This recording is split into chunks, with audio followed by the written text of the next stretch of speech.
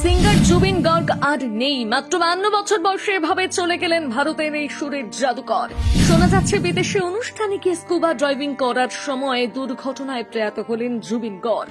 এই শোক সংবাদ খবরের শিরোনামে আসতেই ভেঙে পড়েছে গোটা বলিউড থেকে সঙ্গীত মহল।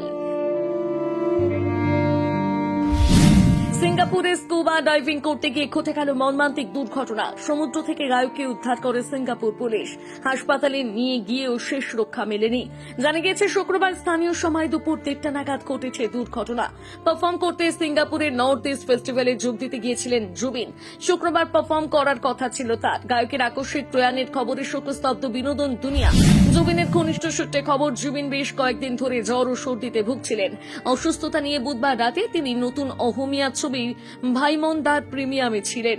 সেখানে থাকাকালীন তিনি আচমকাই পেটে ব্যথা অনুভব করেন। তড়িঘড়ি তাকে হাসপাতালে ভর্তি করানো হয়।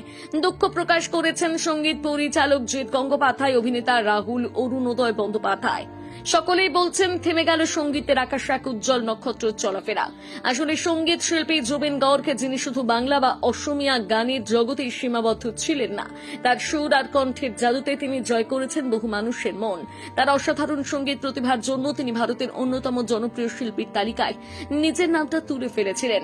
জুবিন গার্গের জন্ম হয়েছিল আসামের জোরহাট জেলার 4 নভেম্বর 1972 সালে। তার বাবা ছিলেন একজন প্রখ্যাত গায়ক এবং গীতিকার। পরিবারের সঙ্গীত চর্চার এমন একটি অনুকূল পরিবেশ তাকে শৈশব থেকে সঙ্গীতের প্রতি আকৃষ্ট হতে সাহায্য করে। জুবিন গার্গ তার সঙ্গীতের জগতে যাত্রা শুরু করেন মূলত অসমিয়া গান দিয়ে, কিন্তু ধীরে ধীরে তার প্রতিভা ছড়িয়ে পড়ে পুরো ভারত জুড়ে। তিনি একজন গায়ক, সুরকার, গীতিকার, সঙ্গীত পরিচালক এবং একই সঙ্গে একজন দক্ষ অভিনেতাও ছিলেন। তার বহুমুখী প্রতিভা এবং নিরলস পরিশ্রম তাকে অনন্য উচ্চতায় নিয়ে যায়। ইয়ার পেয়ার, পাখি, গৌরব ইত্যাদি তার কিছু জনপ্রিয় অসমিয়া অ্যালবামের নাম।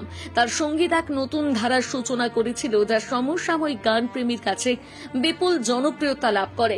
বাংলা চলচ্চিত্রের সঙ্গীত জগতে জুবিন গার্গের প্রবেশ এক নতুন দিগন্ত উন্মোচন করেছিল।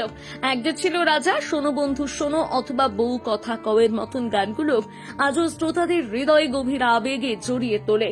তার গাওয়া গানগুলো যেমন জনপ্রিয় ছিল, তেমনি তার সঙ্গীত পরিচালনার তৈরির সুরের জাদুও দর্শকদের মন জয় করেছিল। জুবিন গার্গের সঙ্গীত শুধু সুর ও তালের মিশ্রণ ছিল না, তা ছিল এক গভীর অনুভূতির প্রকাশ। তার গানগুলো মানুষের জীবনের নানা সুখ দুঃখের কথা বলতো, যা সহজেই মানুষের মন ছুঁয়ে যেত আকৃষ্ট। জুবিন গার্গের কর্মজীবনের এই অকাল সমাপ্তি তার ভক্তদের জন্য এক গভীর শূন্যতা সৃষ্টি করেছে। তার গানগুলো চিরকাল তার স্মৃতির অংশ হয়ে থাকবে।